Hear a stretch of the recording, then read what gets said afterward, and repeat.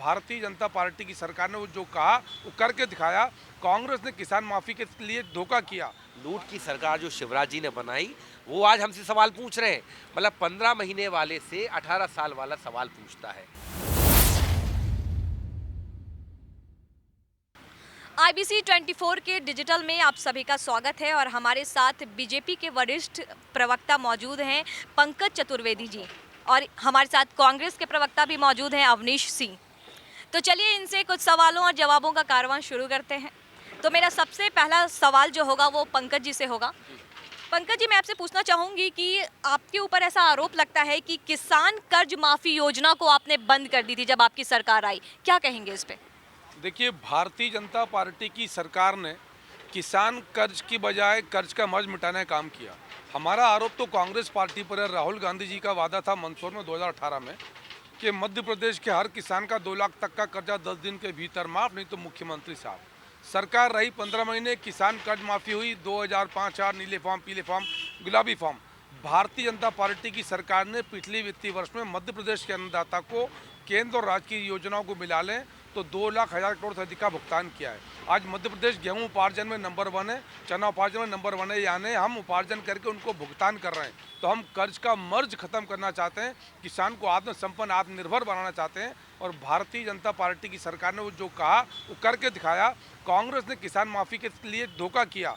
2200 करोड़ के ब्याज की हमने माफ़ी करी है। 11 लाख परिवार कांग्रेस की झूठी कर्ज माफ़ी के चलते डिफॉल्टर हो गए थे। तो 2200 करोड़ की ब्याज की माफ़ी, 11 लाख किसान परिवारों को ऋण से मुक्ति, आज उनको पात्रता है। और आज मध्य प्रदेश इसीलिए खेती किसानी में अव्वल है क्योंकि मध्य प्रदेश का किसान संपन्न है। मध्य प्रदेश में कांग्रेस की सरकार बनते ही संबल योजना को बंद कर दिया गया था, इस पर आप क्या कहेंगे? देखिए, संबल योजना का जो कंबल था बेसिकली भारतीय जनता पार्टी के लोगों ने ओढ़ा था।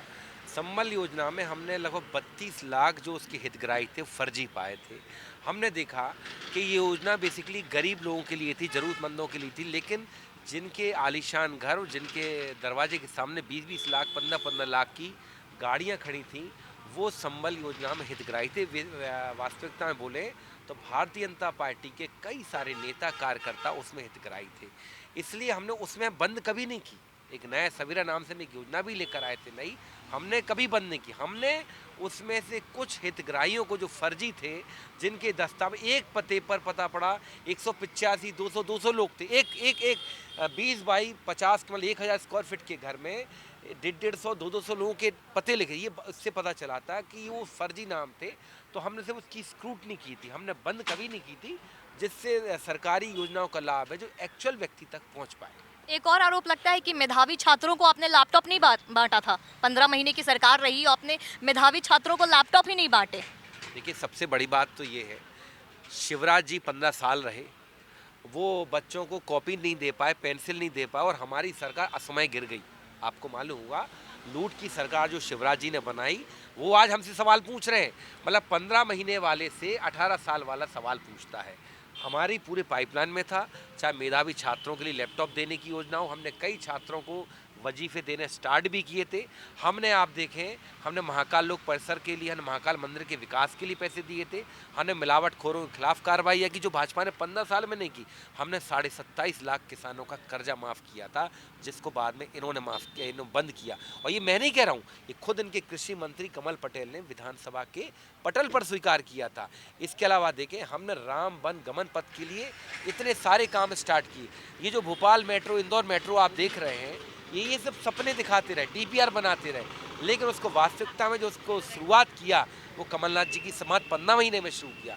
और जहाँ तक मेधावी छात्रों के लैपटॉप की बात है, वो भी हमारी पाइपलाइन में था, बिल्कुल होने वाला। हमने 1000 से ज़्यादा उन्नत गौशालाएँ बनाई। ये सब राजनीति करते रहे, हमने गौशालाएँ बनाई। ऐसे कई सारे काम हैं जो हमने किए, ये सिर्फ बातें करते रहे। लेकिन हाँ, ये अलग बात है कि भाजपा को, शिवराज सरकार को सब कुछ वो 15 महीने में करवाना था, लेकिन हाँ, अपने 15 साल का और 3 और जोड़ दो 18 साल का हिसाब, उसकी बात कभी नहीं करेंगे। चलिए, हम आपसे पूछना चाहेंगे सर कि कांग्रेस का वचन पत्र तो आ गया है, लेकिन बीजेपी ने अभी तक अपनी घोषणा पत्र को जारी नहीं किया है। क्यों, क्या वजह है इसके पीछे? सुप्रिया जी, भारतीय जनता पार्टी जन आकांक्षाओं के आधार पर अपना घोषणा पत्र तैयार कर रही है।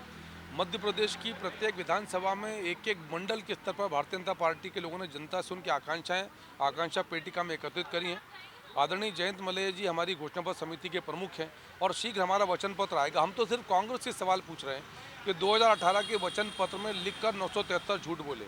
मैंने किसान कर्ज माफी का जिक्र किया, 4000 रुपये बेरोजगारी भत्ते की बात थी, जिसको आप कह रहे हैं 1.5 से 3000 देंगे।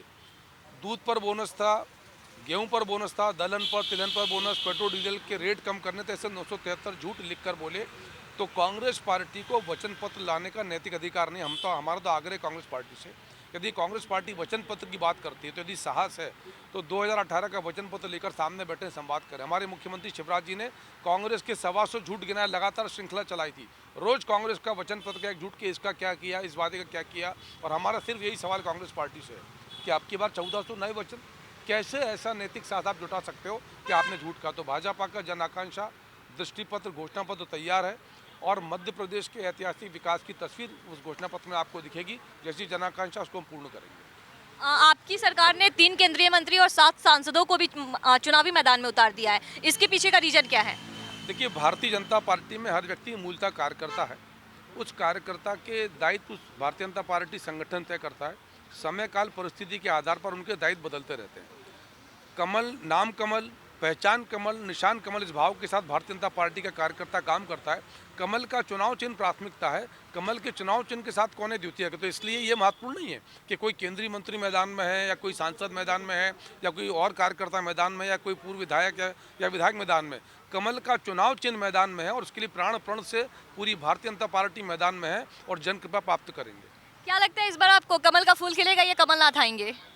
देखिए, कमलनाथ जी की चर्चा निरंतर पिछले 5 साल से है और जब वो आए तो उन्होंने 15 साल की शिवराज सरकार को उखाड़ के भी फेंका। हम ये मानते हैं कि हाँ, जितना मजबूत बहुमत मिलना चाहिए था उतना हमको नहीं मिल पाया, लेकिन फिर भी जनता ने चुना हमें था, हमको ज़्यादा मत मिले थे, हमको ज़्यादा सीटें मिली थी। लेकिन जिस तरह से आपने देखा सरकार को गिराया, जिस मुद्दों पर सरकार को गिराया गया था वो मुद्दे बाद में हवा हो गए। ना तो सिंधिया जी सड़कों पर उतरे, ना युवाओं, ना शिक्षाकर्मी, किसी की कर्मचारियों की बात हुई।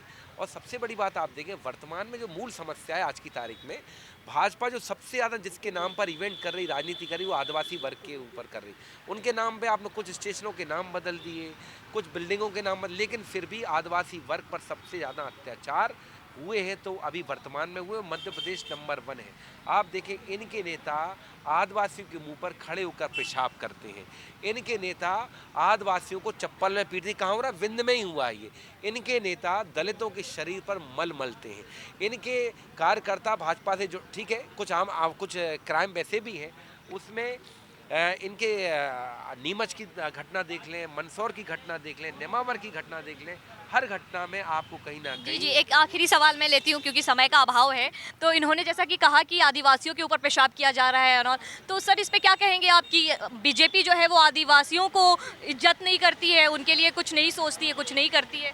देखिए, भारतीय जनता पार्टी ने जनजातीय नायक नायिकाओं के मान सम्मान प्रतिमान की स्थापना करी, किसी और ने नहीं करी। 15 नवंबर भगवान बिरसा मुंडा जी की जन्म जयंती आज पूरे देश में जनजातीय गौरव दिवस के रूप में मनाया जाता है। जनजातीय कार्य मंत्रालय भारतीय जनता पार्टी की सरकार ने बनाया। जनजातीय आयोग को संवैधानिक दर्जा बीजेपी की सरकार ने दिया। मध्य प्रदेश में पैसा एक्ट के प्रावधान भारतीय जनता पार्टी की सरकार ने लागू किए।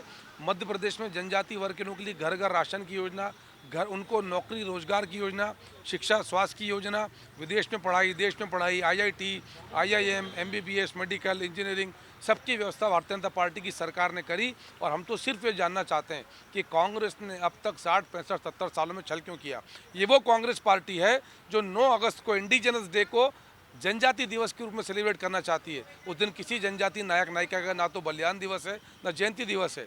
तो ये जनजाति गौरव के मान सम्मान प्रतिस्थापना, उनके शिक्षा स्वास्थ्य रोजगार की व्यवस्था और पैसा एक्ट भारतीय जनता पार्टी की सरकारों ने लागू किया। बहुत ही बात हो गई, चुनावी बातें हो गई। एक रैपिड फायर राउंड खेलते हैं जो कि हो सकता है कि सर पॉलिटिक्स से अलग क्वेश्चन हो थोड़ा सा। जैसे कि मैं पूछना चाहूँगी कि रोमांटिक फिल्म है या एक्शन फिल्म है? एक्शन। रोमांटिक या एक्शन? मसाला फिल्म है, रोमांटिक एक्शन की दोनों का मिक्स। ओके, तो आपकी कोई पसंदीदा फिल्म? जंजीर, घायल और अभी जवान। आपकी कोई पसंदीदा फिल्म? दिल वाले दुल्हनिया ले जाएंगे और जवान। सर आपकी फेवरेट एक्ट्रेस? मेरी फेवरेट एक्ट्रेस रेखा। आपकी फेवरेट एक्ट्रेस? मेरी फेवरेट एक्ट्रेस कैटरीना कैफ। कैटरीना कैफ। और सर आपका फेवरेट हीरो? अमिताभ बच्चन, हमेशा के लिए। आपका favourite hero sir? Hrithik Roshan. तो चलिए, ये बहुत ही मज़ेदार बातें रही और फिर हम अगले सेशन में मिलेंगे। जब तक के लिए मैं आपको ये बताना चाहूँगी कि ये जो हमारा वीडियो है उसके डिस्क्रिप्शन बॉक्स में आपको एक लिंक मिलेगा, जिस पर आप क्लिक करके हमें ये बताइए कि कौन से प्रवक्ता जो है वो ज़्यादा फिट और हिट हैं, किनको आप वोट करना चाहते हैं, और हम आपको कुछ ही दिनों में रिजल्ट बताएंगे जिसमें ये होगा कि आपने किनको जिताया है। जब तक के लिए सुप्रिया सिन्हा, और आप देख रहे थे IBC 24।